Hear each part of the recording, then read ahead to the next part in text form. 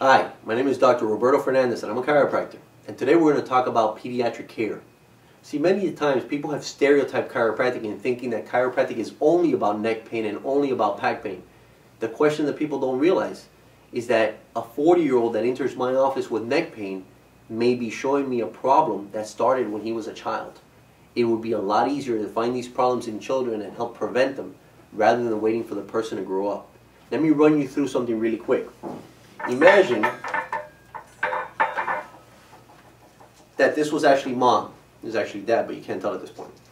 And what's going to happen naturally is mom's carrying baby, between baby liquid and everything, she's throwing on 30 pounds.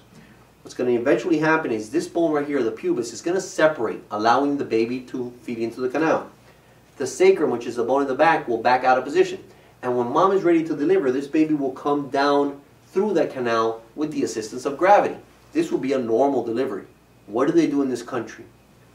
They lay women down on their backs. Do you know why they do this? It's the most comfortable position for the doctor. The worst thing a woman should be doing is laying down on her back when she's about to give birth. The weight of the baby will push down the lumbar spine. The sacrum will be blocked up against the table, and the baby's going to come out up and against gravity rather than down and with gravity. Is this going to be easier or is it going to be harder? Obviously harder. Is it going to hurt more or is it going to hurt less? Obviously more. How do we solve that? We come up with a beautiful drug called an epidural, and they're going to inject mom with this epidural. They're going to numb her out from the waist down so she feels nothing. She also stops feeling the contractions. No problem. We come up with another drug when they inject mom with something called Pitocin, and we're going to make her contractions about 2 to 3 times stronger than they normally would have been. Who's going to feel those contractions? Baby.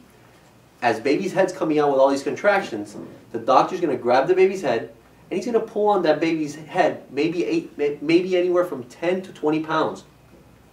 The shoulder's going to get blocked from the sacrum. The doctor will turn the baby's head to get that shoulder loose from the canal.